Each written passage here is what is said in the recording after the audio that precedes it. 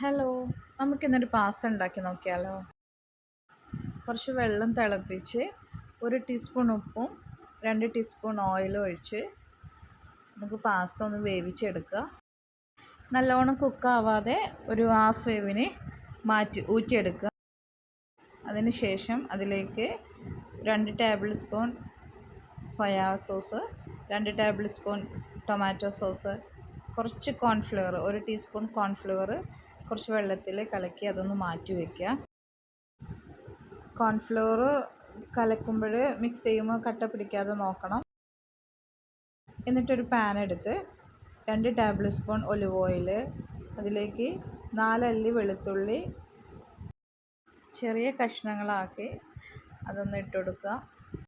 അരിഞ്ഞു വെച്ച വലിയ ഉള്ളി ഇട്ട് കൊടുക്കുക. ഒരു വലിയ ഉള്ളിയായിട്ട് എടുത്തിരിക്കുന്നത്. നല്ലോണം ഒന്ന് മിക്സ് ചെയ്ത് കൊടുക്കുക. നല്ലോണം കുക്കാവരുത്. എന്നിട്ട് അതിലേക്ക് ക്യാരറ്റ്, ക്യാപ്സിക്കം, ക്യാബേജ് ഇട്ട് കൊടുത്ത് നല്ലോണം ഒന്ന് മിക്സ് ചെയ്യുക കേട്ടോ.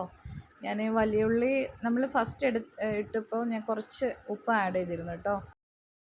ചിക്കന് ചെറിയ പീസായിട്ട് വറുത്തെടുത്തത് കുറച്ച് മാറ്റി വെച്ചിരുന്നു. അതും കൂടെ ആഡ് ചെയ്ത് നല്ലോണം ഒന്ന് മിക്സ് ചെയ്ത് കൊടുക്കുക. ഹാഫ് കുക്കായാൽ മതി, നല്ലോണം വേവരുത്. നല്ലോണം വെന്ത് കഴിഞ്ഞാൽ പിന്നെ ഒരു ടേസ്റ്റ് ഉണ്ടാവില്ല. മാറ്റി വെച്ച് പേസ്റ്റ് ഇതിലേക്ക് ഒഴിച്ചു കൊടുക്കുക. എന്നിട്ട് നല്ലോണം ഒന്ന് മിക്സ് ചെയ്ത് കൊടുക്കുക കേട്ടോ.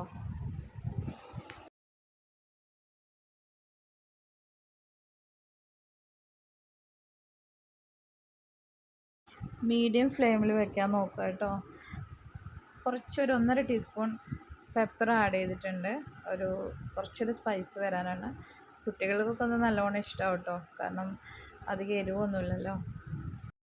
എന്നിട്ട് നമ്മൾ വേവിച്ച് വെച്ച പാസ്ത ഇട്ട് കൊടുത്ത് നല്ലോണം ഒന്ന് മിക്സ് ചെയ്യുക.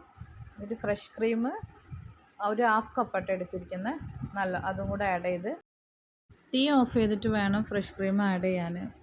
എന്നിട്ട് നല്ലോണം ഒന്ന് മിക്സ് ചെയ്ത് കുറച്ച് മല്ലിയിലയും കൂടെ ആഡ് ചെയ്താൽ പാസ്ത റെഡി. നല്ല ടേസ്റ്റി ആയിട്ടുള്ളൊരു പാസ്തയാണ്. നിങ്ങളൊന്ന് ഉണ്ടാക്കി നോക്കൂ. എല്ലാവരും എൻ്റെ ചാനലൊന്ന് സബ്സ്ക്രൈബ് ചെയ്യുക, ഷെയർ ചെയ്യുക, ലൈക്ക് ചെയ്യുക. Thank you.